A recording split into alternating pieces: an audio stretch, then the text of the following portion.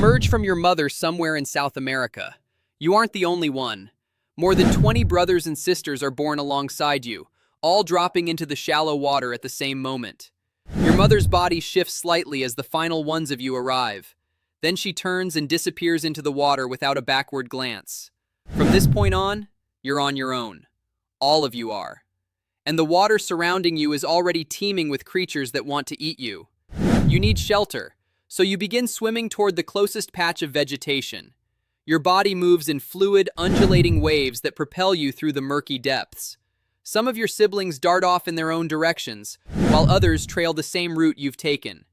The flooded roots and drooping plants ahead appear safe, so you push yourself harder to get there. Then something big cuts through the water nearby. It's a caiman, young, but still double your size, gliding low with its eyes sweeping across the surface. You go still between two submerged roots and press your body flat into the mud. The caiman drifts nearer, its tail sweeping back and forth, and you don't move a muscle. One of your siblings panics and bolts. The caiman strikes instantly, snapping its jaws around the small body and pulling it beneath the surface in one swift movement. You remain motionless for hours after that. The caiman sweeps through the area 2 more times before finally heading off downstream. Only then do you push yourself deeper into the vegetation. Your stomach is empty, and you have to feed. So when a small fish flickers past your face, you strike. Your jaws clamp around its body and you wrap yourself around it once, squeezing until it goes still. Then you swallow it whole, feeling it travel slowly down your throat. You've made it through your first day, but the river is full of creatures that consider you a meal. For now, you are the prey. Move ahead a little, and you're 6 months old. You're nearly 1.5 meters in length, and you've figured out how to hunt from beneath the surface. You press yourself against the riverbank with just your nostrils poking above the waterline, holding perfectly still while you wait. Your body doesn't move as the current slides around you, and nothing on the bank above can detect your presence. Then a capybara wanders down to the water's edge. It pauses and dips its head to drink, standing just a short distance from where you're lurking. You watch its front legs inch forward, then closer still, until it enters your strike range. Speed is everything now, so you surge forward and explode out of the water with your mouth stretched wide open. Your teeth drive into its hind leg, and as it tries to wrench itself free, you're already hauling it back into the river. The capybara thrashes and kicks as the water swallows it, fighting to break loose, but you wrap your body around its chest and begin to squeeze. Your muscles contract with every breath it tries to draw, cutting off the air to its lungs. It fights for several minutes, writhing, kicking, but your grip holds firm. Then its movements begin to slow, and moments later it stops resisting entirely. You hold it submerged a while longer just to be certain. Then you loosen your coils and let the body float. Your jaws are still clamped around its leg, so you begin walking your mouth forward over its head.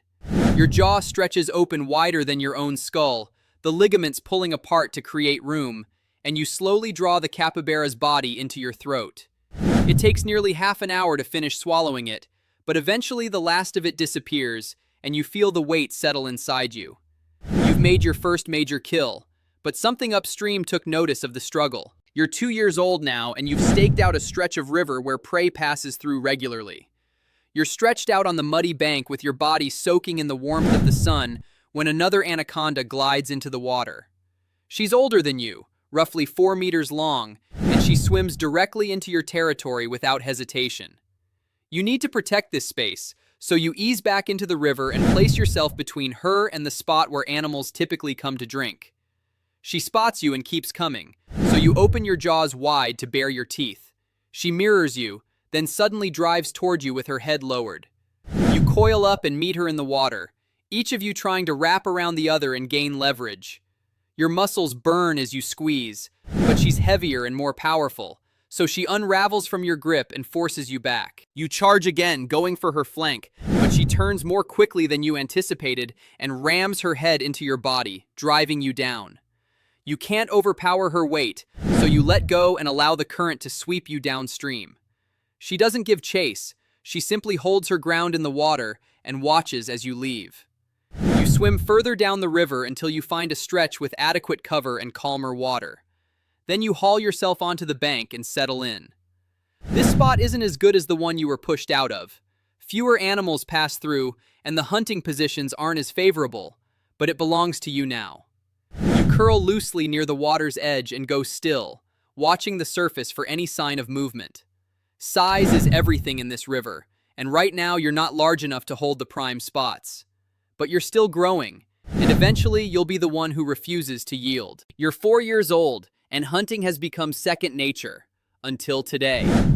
You're waiting in the shallows when you spot a lone deer making its way down to the water downstream, completely unaware of you. You need a meal this substantial, so you sink deeper beneath the surface and begin closing the distance, with only your eyes and nostrils above the waterline. The deer lowers its head to drink, and you're nearly within striking range when something enormous moves alongside you. It's a black caiman, more than 4 meters long, with jaws built to crush bone. It has spotted the deer too, and charges from the bank. You lunge at the same instant, sinking your teeth into the deer's hind leg.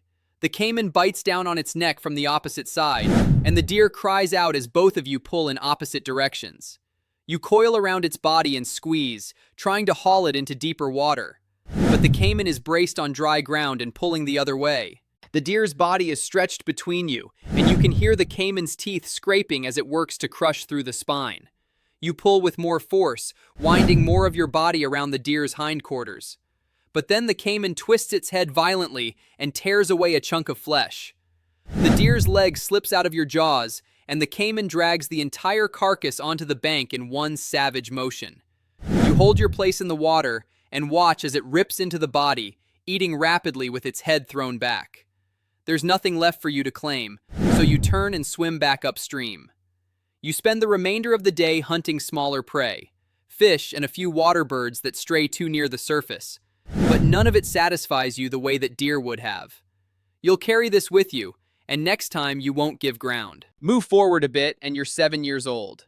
The water levels have receded with the dry season, and something stirs within you. The urge to find a mate takes hold, and you begin moving through different sections of the river in search of the right signals. Then you detect a chemical trace in the water, a trail left by a female somewhere upstream, and you follow it. After hours of swimming, you find her stretched out on a mudflat. She's enormous, over 7 meters long, her body coiled loosely in the sun. Another male is already there, smaller than you, lying near her tail. You need to move in, so you pull yourself onto the bank and approach. The other male lifts his head and bares his teeth, but you keep going. You're bigger and heavier now, so you press forward, and he strikes. You engage him in the shallows, your bodies locking around each other as each of you fights for control. He squeezes with force, but you're stronger, so you twist and force his head below the surface. You hold him there, tightening your coils around his body until his resistance fades and he goes limp. Then you let him go and watch as he drifts away on the current, still alive but too drained to continue fighting. The female remains on the bank and doesn't stir as you slide up alongside her. You coil your body next to hers, mirroring her shape, and she accepts it. The mating lasts for hours, both of you wound together in the mud so tightly it's difficult to tell where one of you ends and the other begins. When it's over, you part ways and return to the water. She stays on the bank and you swim off downstream without looking back. In a few months' time, she'll give birth to dozens of young, but you'll never know them. You're 12 years old, and nothing in this river tests you anymore. You're over 7 meters long and weigh more than 100 kilograms. So you decide to reclaim the territory you lost years earlier. You swim upstream for days until you recognize the familiar bend where the female once drove you out. When you arrive, she's still there, basking on the same mudflat. She sees you emerge from the water and begins moving toward you. But this time, she's the smaller one. You hold your ground on the bank and watch as she draws closer, then halts a few meters away. She circles once, taking in your size, then turns and slides silently back into the river without attempting to fight. The territory is yours again. A few days later, you're lying in the shallows when a young caiman comes down to the water's edge. It's about 1.5 meters long, big enough to make a worthwhile meal, so you stay perfectly still and let it approach. It steps into the water to drink, and that's your moment. Your jaws snap shut around its body just behind the front legs, and you drag it under before it can react.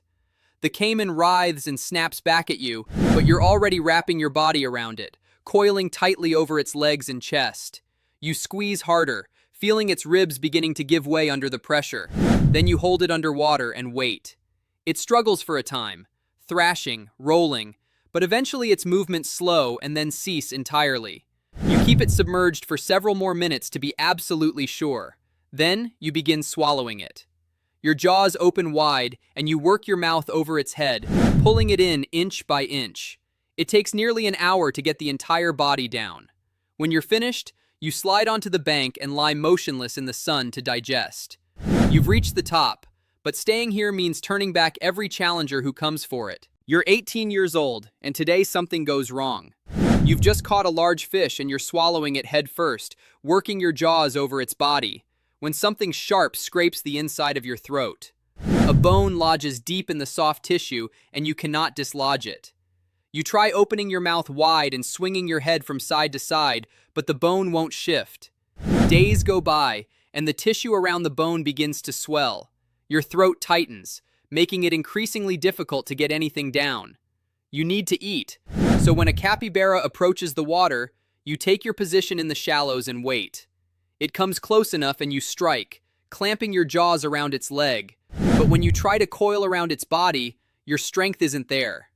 Your muscles feel drained, and you can't generate enough force to finish it. The capybara tears itself free and flees back onto the bank, leaving you alone in the water. You retreat to a shallow pool and stop moving, lying with your body half buried in the mud. The swelling in your throat continues to spread, and just opening your mouth becomes painful. Other animals wander past, deer and birds coming down to drink, but you make no move to hunt them. You stay where you are and remain still. More than a week passes and you haven't eaten a thing. Your body begins consuming itself, drawing on the fat reserves you've built up over the years. Your ribs are now visible, pushing against your scales where they were once concealed. Your movements grow sluggish, your coils slack, and a cloudiness begins to creep over your eyes. You've endured nearly 2 decades in this river, hunting, fighting, holding territory against every threat that came for you. But now your body is breaking down from within, and there is nothing you can do to stop it. Move ahead a little, and you're 19 years old. The infection never cleared, and the swelling in your throat never went down. You've barely managed to eat for months, surviving on small fish when you can catch them. Your body has wasted away, your ribs pressing visibly against your scales where muscle once was. You spend almost all of your time lying in the shallow pool you retreated to weeks ago, too weak to go after anything large. Then one afternoon, needing to cool down, you ease into deeper water and let the current carry around you. Your body sinks gradually toward the bottom, and even the smallest movement costs you more than it once did. You wrap yourself loosely around some submerged roots and rest there, letting the water bear your weight. Your breathing slows, each breath coming further apart than the one before. Then it stops. Your body stays as it is, coiled around the roots, your head resting on the riverbed. You don't move again. After a while, small fish begin edging closer, drawn to the large shape that no longer reacts to them. They test your scales with their mouths, checking whether you're a danger. When you don't respond, more of them gather. Over the following days, your body begins to break apart in the water. Strips of flesh peel away and drift off downstream with the current. Insects and small scavengers move in to feed, taking whatever they can reach. The fish carry on their work, picking at the softer tissue until there is less and less remaining. Eventually, only your skeleton is left on the riverbed, tangled in the roots where you came to rest. The water moves on as it always has, and the territory you defended for years is already being taken over by another anaconda passing through the area. Your story is over, but the river carries on without you.